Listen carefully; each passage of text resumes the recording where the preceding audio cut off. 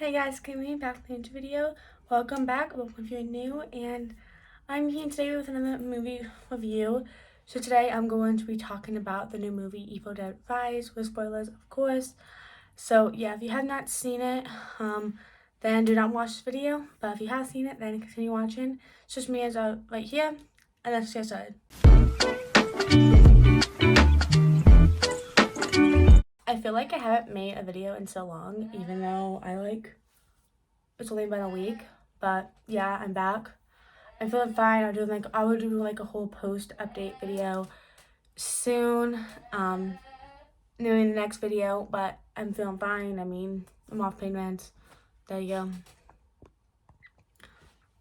But yeah, so today we're talking about Evil Dead Rise, which came out April 22nd, I think. April 21st. But honestly, just gonna talk about it. Spoilers. You can rent it now. I don't know if it's still in theaters, but I mean, I've already watched it a second time and want to watch it again. So yeah, but it is about a reunion between two estranged sisters gets cut short by the rise of flesh-possessing demons, thrusting them into a primal battle to survive as they face the most nightmarish version of family imaginable. So I don't know why, I just thought that was like super cool, like the like nightmares version of family, two estranged sisters. I don't know, I just thought that like what it says is super cool. I don't know, but I don't even know where to start. Let's talk about the cold opening, which honestly is really cool. I can't determine if I like this cold opening better or the Evil Dead 2013, which I did like comparing with them, because the Evil Dead 13, like the remake, is better in my opinion than the originals, even though I haven't seen Army of Darkness. But yeah, but that starts really cool. Like, it kind of starts out with them like kind of like a cabin, and just like it's like a shot kind of like with like the evil entity, or it makes it think, but it's actually a drone, which I thought that was super cool how it did that. And you find out like a couple of friends at like a cabin in the woods, and one of them is like sick, and then what happens is she like kind of starts like goes like kind of like talking to her, kind of like sitting there like waiting, and she's like reads the book, and then of course like the other girl, the one's possessed, is like reading the book, and then of course she like scalps her, which is super weird. So I think like the cold opener was super cool, especially like when like the possessed girl kind of like rised from the water. I really like that, and it goes like one day earlier. So like all this happened in one day, which was really cool. It cuts to Beth, and she's in like, I'm guessing like a stadium or like rock band or whatever, and she's taking like a pregnancy test, and she's pregnant.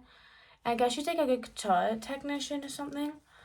But what happens is like she goes to like the apartment, which I'm not like upset, but when it's like an apartment building, I was kind of hoping it to be like this one's kind of like vacancy, like they're gonna make like they're getting thrown out soon, like at the end of the month, so the packing and everything, because I guess it's not up to code. But I was like kind of like, I guess when I first heard it, I was kind of hoping to be like an actual like apartment with like a whole bunch of people in it in LA. Like I thought that'd be really cool to have like deadites in the city and have them like take over like the city, like the entire apartment building. But it was just them and then a few neighbors. So I think that's like one of the disappointments, but other than that, was like fine. And we have like the little kids, which we have Cassie, we have Bridget, and then we have Danny.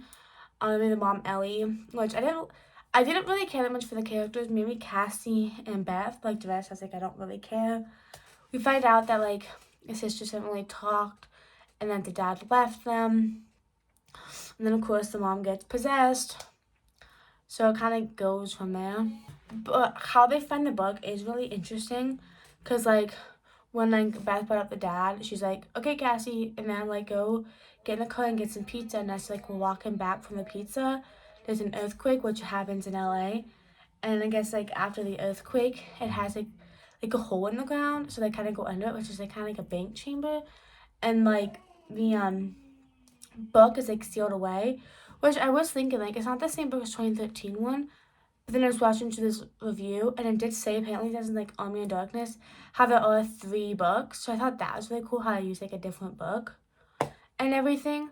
And it also brought back the like recording, and like the first recording did use Bruce Campbell as a voice cameo, which was super cool, like that I really enjoyed. I do like the whole family dynamic of it, just of them like being a family and everything. I love how like it just immediately started out with like the gore and like the ripping the hair off. Like there isn't a lot of downtime, it just goes straight into it. Even though the movie is like an hour and a half, it doesn't feel like there's a lot of time for like filler. It just seems like it goes right into it. I do wish like even though they did space it out a little bit, because it kind of seemed like it was just this, then this, then this. I kind of wish it was just a little bit more, but then it'd probably be filler time. So it's not a big complaint. I don't know why, but I just love the way like when the mom is in the bathtub and she's like, "Mommy's with the maggots now." Like I just love that, and I have like absolutely no idea why. I just love that so much. When I first saw the trailer, like I just kept watching it, which I do wish trailer didn't show as much because I feel like as much as I love the Mommy's with the maggots now, I would have loved it if like it didn't like show it. I think, but like so much better if I actually saw it in the video and not in the trailer, because I was like expecting it to happen. And then the cheese grater scene, like it felt like the entire scene was just in the trailer. So everyone was like talking about how it's so bad, but I was like, you see it in the trailer, you know? So it's like I wish they would have at least made it longer, like made it worse, or they just didn't show it in the trailer and everything. And then, but I also love like the whole, I'm just, like all over the place with this video. But I thought it was really cool how like the mom was like kind of like in the little peek window and like talking to Cassie. It's like nothing, a big kiss went home. Like I just love that stuff. And if you've seen The Shining, and it's kind of like an homage to like Jack when he was in like the peephole thing, and he did like a whole like the elevator scene with the blood, and also that was cool. But I just found out that Stephen King loved this movie, so just throwing that out there. The scene that like really disturbed me had to be like the part where like Bridget turned into a deadlit something. I forgot, a deadite. Because like the mom like cut her and then like licked her, which was really weird. But then when she was like eating the glass and said like, "I have to eat these for my tummy wummy" or something like that, which was really weird, like how she was just eating the glass and everything like that. And I wasn't expecting them all, like I wasn't expecting both Danny and Bridget to die and Cassie and Beth be the only ones there. So yeah, and also how like they killed like the neighbors with like the eyeball and her eating the eyeball. Which, fun fact, it was actually Bruce Campbell biting into an apple. The eyeball noise. So I thought that was interesting. But I do kind of wish it was like more people, and it was like more drawn out. It wasn't just like, bump, bump, bump, you're dead. You know, like I wish it was just more. Kind of like what they did in like Evil Dead 2013, where like the kills were drawn out and like they're more like spaced out, and they went like 5 seconds. Also, I didn't seem to really care about the characters. Like when Bridget and Danny died, I was like, okay, like I don't care. I think I only liked Cassie and Beth, which, you know, like I didn't really care how they died. I wasn't like, oh no, I'm so sad. Like, no, I don't let them die. But yeah. Also, I did love how it had like a different setting, like instead of like the cabin in the woods. Because I feel like that is kind of drawn out. Even though like there's not a lot of movies, I feel like it was really interesting how it was a different place other than the cabin in the woods. And also with how it ended, because it had like an end scene, like after everything was done, and it had like a girl, and you can see like she gets possessed. They don't really need to bring a book into the next movie, because it's already out. I also loved how like they connected it, but I do feel like the ending was kind of easy. I wish we like would have done something more. And also, how the heck did she like stay in that moment the entire time? Because that woman was like dead and it was like all ruined and like not know anything about what happened that night. And also like the end fight scene, it was really good. And she threw him into like a chainsaw grater little thingy, and actually she kicked the head in. That was really cool. I just honestly thought it was a really good movie. I do think it took a long time. I do think I liked the remake better than this one, only because like it just seemed more brutal. And when I'm with movie, I want it to be brutal. And then even though Evil Dead Rise was a perfect movie, it did seem like the trailer made it seem like it was way more brutal than it was.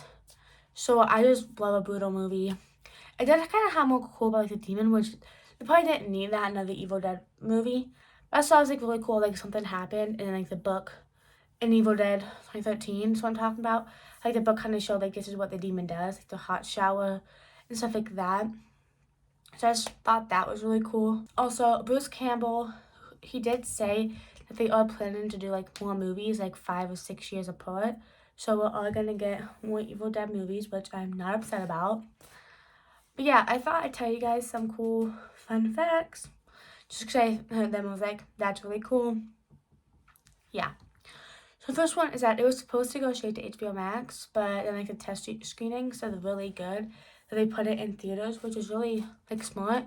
They did like 100,000 like money already, it's really good. So even though it got longer because it would have been like an earlier release we got on HBO Max, it still was better for the movie to be in theaters. The characters did do their own stunts, like Ellie, the one who plays the mom, she did do a lot of her own stunts and everything. Just I thought that was really interesting. Like when you find out that like characters, like when you find out like the actor did their own stunts, was really interesting. Like to kind of show it or whatever. Also, there's like a Bruce Campbell cameo kind of in like the recording. It did have him like he was the voice in the first recording, which is super cool. Because even though he wasn't in the movie, he at least had like a cameo, and then he directed it. But yeah, this video is kind of like all over the place. Like I don't know how I want to do my movies reviews. I'm still trying to find a good rhythm. But personally, I loved this movie. I have it tied with Scream 6 onto Best Movie of the Year. I will, after I watch Army of Darkness and then rewatch the original, I'm going to do like a whole ranking video for all of them. But yeah, so I gave it a 9.5 out of 10 and then I give it 5 out of 5 stars. But yeah, I hope you enjoyed this video and let me know what you guys thought about Evil Dead and I'll see you guys next week.